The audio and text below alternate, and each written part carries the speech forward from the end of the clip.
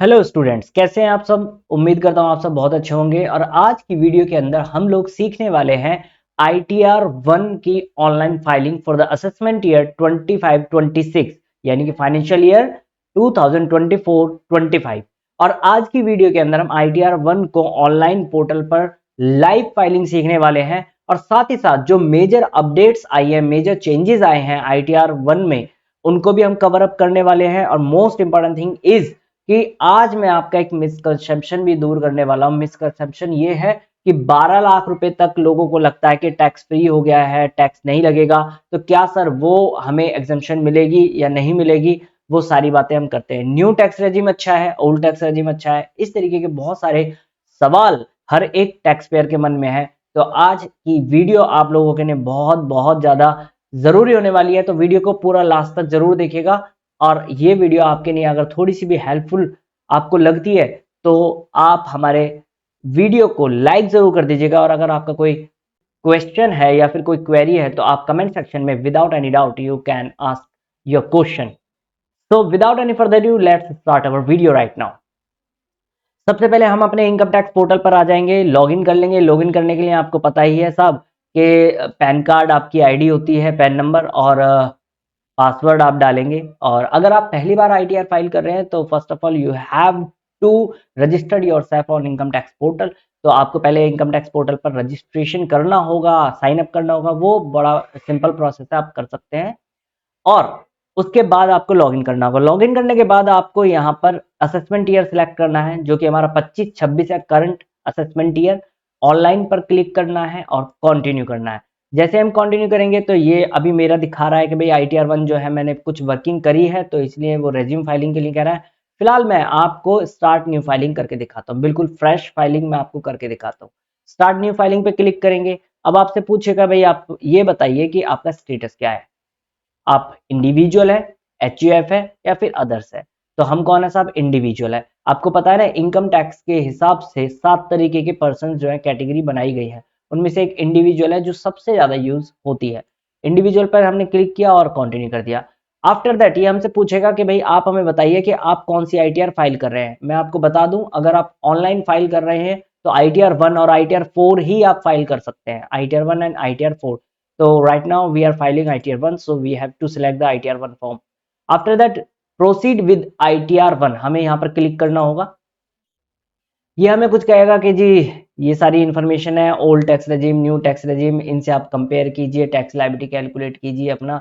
और आपको पता ही है कि भाई ओल्ड टैक्स रेजिम के अंदर आपको डिडक्शंस जो है मिल जाती हैं चैप्टर 6 की, यानी 80C to 80U। और न्यू टैक्स रेजिम के अंदर कुछ सर्टेन डिडक्शंस ही आप क्लेम कर सकते हैं, सारे डिडक्शन क्लेम नहीं कर सकते। तो आप पहले कंपैरिजन कर लेंगे, इनकम टैक्स कैलकुलेटर का इस्तेमाल करके आप अपनी टैक्स लायबिलिटी कैलकुलेट कर लेंगे न्यू टैक्स रेजिम और ओल्ड टैक्स रेजिम से।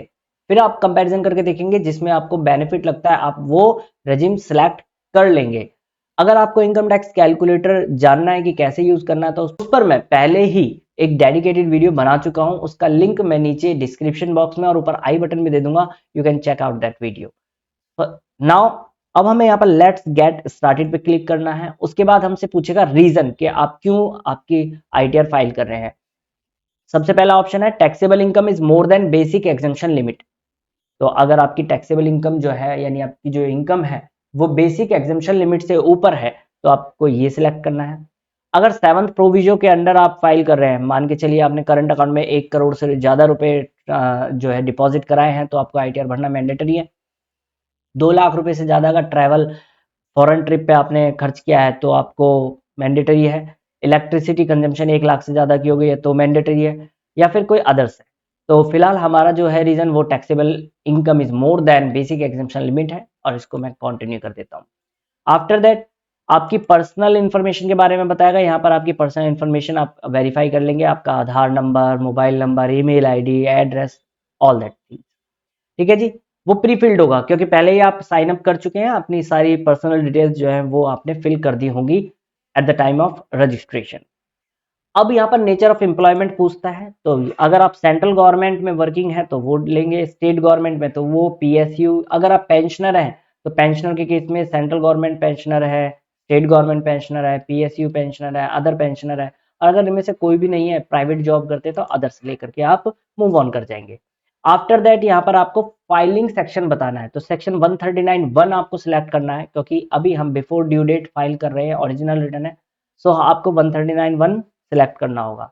उसके बाद यहाँ पर आपसे पूछेगा कि आप जो है न्यू टैक्स रेजिम में जाना चाहते हैं या ओल्ड टैक्स रेजिम में। बाय डिफॉल्ट ये न्यू टैक्स रेजिम में ही लेकर के जाएगा, लेकिन अगर आप चाहते हैं ओल्ड टैक्स रेजिम में जाना, तो आपको यहाँ पर यस करना होगा।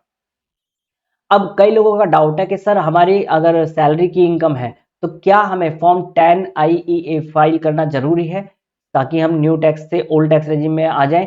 तो नहीं जी, अगर आपकी सैलरी की इनकम है, सिर्फ और सिर्फ सैलरी की इनकम है, तो आपको कोई भी फॉर्म फाइल करने की जरूरत नहीं है, सिर्फ आप यहाँ यस करेंगे और आप ओल्ड टैक्स रेजिम में आ जाएंगे। ठीक है, और अगर आपको न्यू टैक्स रेजिम में जाना है तो इस पर नो पर क्लिक करना है। ठीक है जी, यहां तक समझ में आ गया, बहुत बढ़िया। उसके बाद आपका बैंक डिटेल आपकी ऐड होनी चाहिए और बैंक वैलिडेटेड होना चाहिए। आफ्टर दैट हम कंफर्म कर देंगे तो हमारी पर्सनल डिटेल्स वाला जो टैब है वो ग्रीन कलर में टिक हो जाएगा, यानी हमने फिल कर दिया। बिफोर फाइलिंग ITR आपको एक काम जरूर कर लेना है, अपना फॉर्म 26AS और AISTIS अपना जरूर चेक कर लीजिएगा, और वहां से आप अपनी इनकम देख लीजिएगा कौन कौन सा पोर्टल पे आ रही है, वो आपको मैंडेटरी है फाइल करना, और वो आप जरूर चेक कर लीजिएगा। फिलहाल मैं आपको ITR फाइलिंग सिखा रहा हूं, तो इसलिए मैं वहां पर नहीं जा रहा हूँ।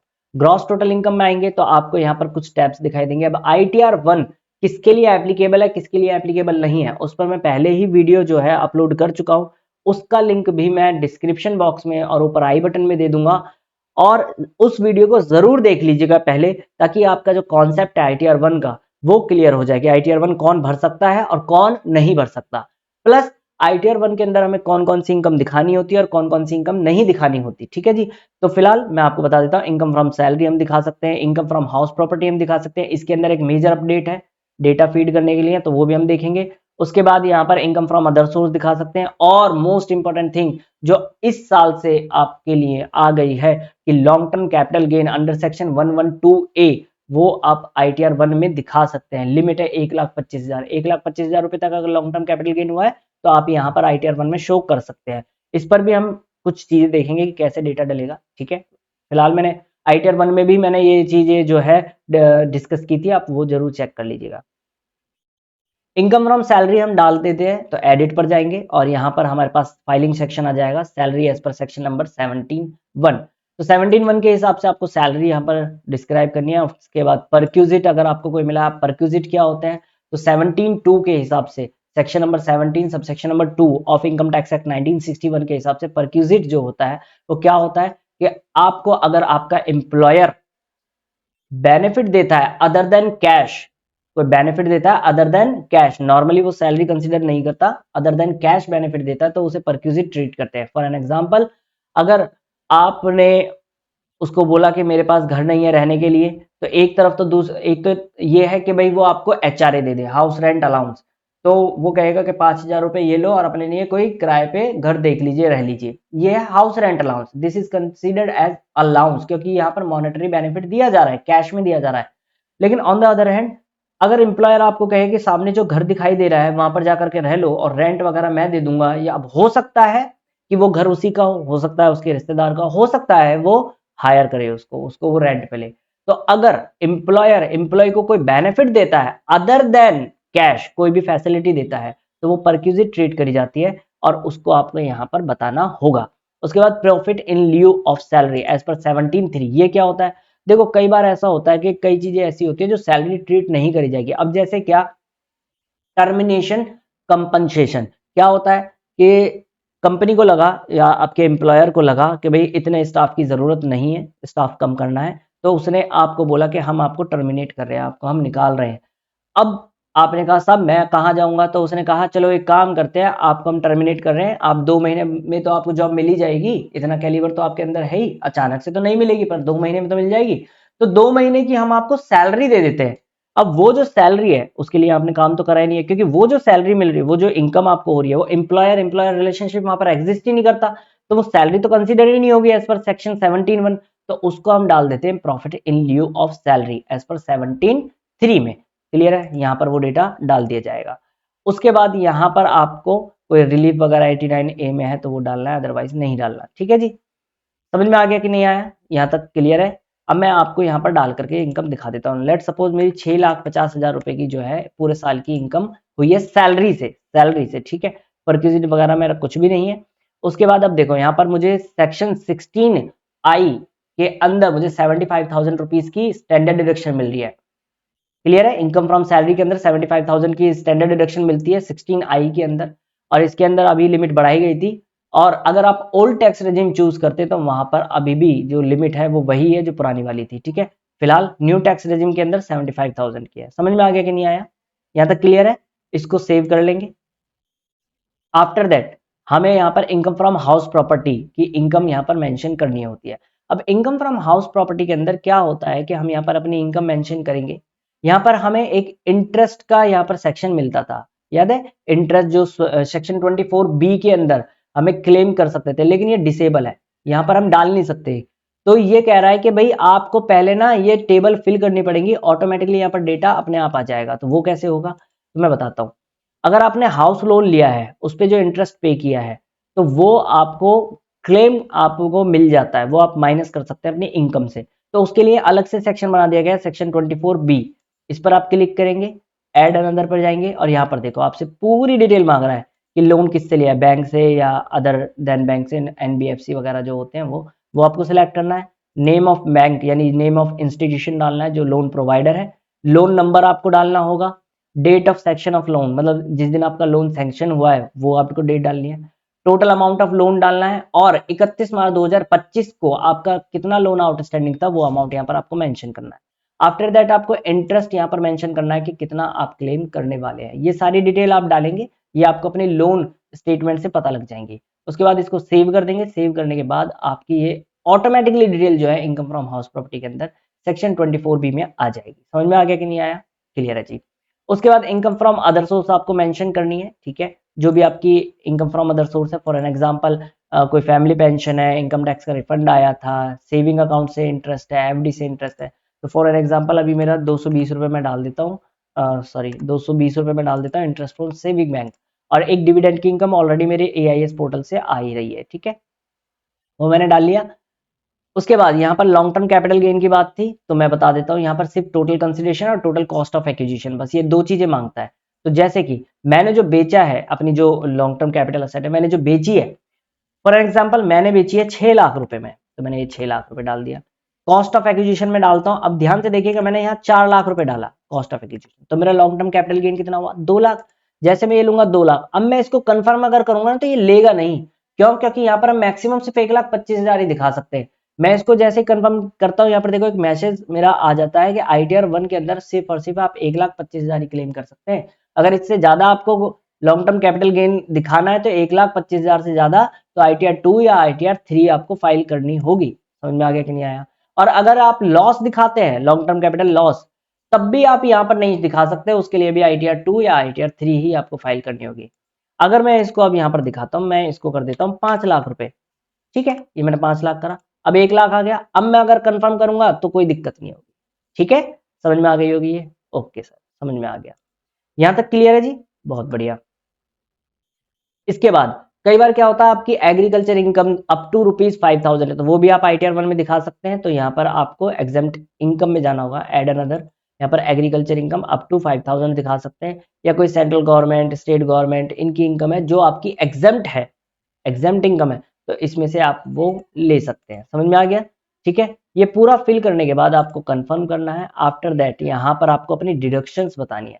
अगर आप न्यू टैक्स रेजिम के अंदर है तो आपको यही डिडक्शन मिलेंगी, इसके अलावा और कोई नहीं मिलेगी। ओल्ड टैक्स रेजिम के अंदर तो आपको डिडक्शंस क्लेम हो जाती है, ठीक है जी। ATC ATD सारी डिडक्शन मिलेंगी। टैक्स पेड, अगर आपने कोई TDS वगैरह पे किया है तो वो आ जाएगा, एडवांस टैक्स पे किया है, सेल्फ असेसमेंट टैक्स पे किया है, तो वो सारी डिटेल यहाँ पर आपकी आ जाएंगी। मेरी कोई डिटेल नहीं है।